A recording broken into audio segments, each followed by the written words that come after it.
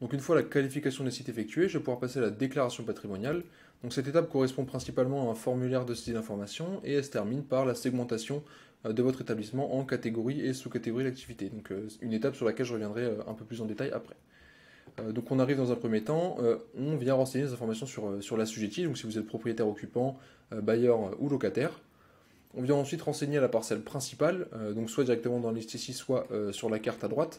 Parcelle principale qui correspond généralement à la parcelle pour laquelle l'emprise au sol du bâtiment est la plus importante.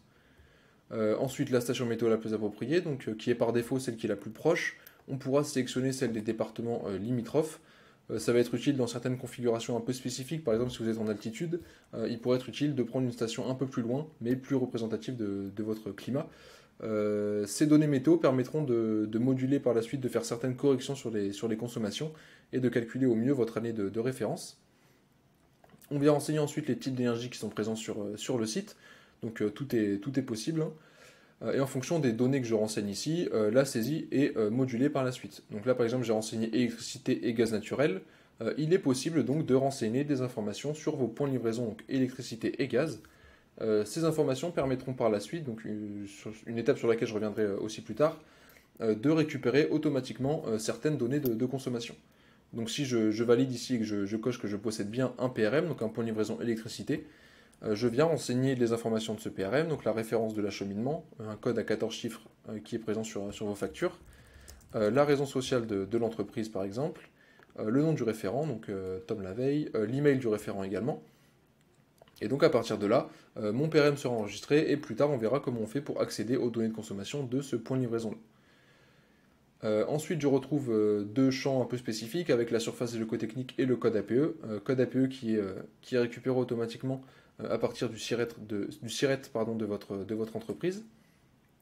Et on arrive ensuite sur la segmentation en catégories, sous-catégories d'activité.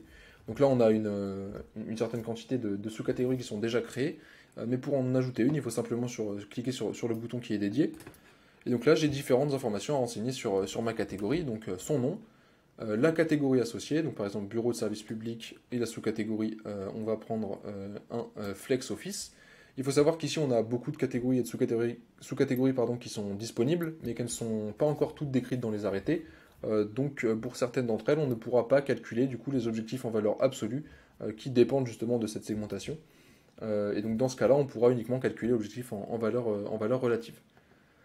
Donc on renseigne ensuite si on a du chauffage et du refroidissement, éventuellement, la surface de mon activité, par exemple 1300 m², éventuellement le détail surface chauffée, surface refroidie, la date de début et la date de fin, ça va permettre d'historiser les évolutions de votre patrimoine, notamment les évolutions de surface, puisque les consommations sont établies selon un ratio de kWh par mètre carré, donc les évolutions de surface sont des notions qui sont très importantes. Imaginons par exemple qu'ici, je renseigne que la date de fin de cette activité, c'était le 1er janvier 2015, on verra ce que ça va impliquer. Ici, je retrouve les différents indicateurs d'intensité d'usage qui vont permettre de caractériser un peu l'activité de mes locaux et qui vont de la même manière moduler le calcul des objectifs en valeur absolue. Et donc une fois que j'ai renseigné tout ça, je peux sauvegarder et donc j'ai ma catégorie qui apparaît ici, donc jusqu'au 1er janvier 2015 comme je l'avais renseigné.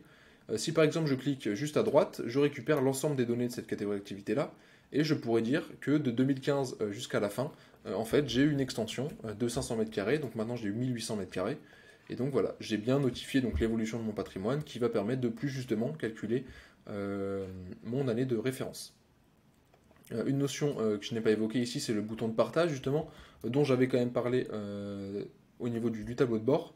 C'est ici qu'on va pouvoir inviter des personnes vraiment uniquement sur un établissement. Donc si par exemple ici j'invite quelqu'un, il pourra voir l'ensemble de la déclaration uniquement du groupe Trace, et il n'aura pas accès à l'ensemble du tableau de bord en fait, et à l'ensemble des déclarations du configurateur. Donc ça va être utile pour inviter par exemple un responsable de site, ou une personne qui connaît justement des informations assez précises au niveau notamment des surfaces ou des catégories d'activité. J'ai le même principe pour les bornes IRVE, je vais pouvoir renseigner le nombre de bornes. Et donc une fois que j'ai fait tout ça, je peux passer à la déclaration des consommations, en passant par une étape intermédiaire au travers de laquelle on va pouvoir justement effectuer toutes ces demandes de consentement et d'accès aux différentes données de consommation de vos différents points de livraison.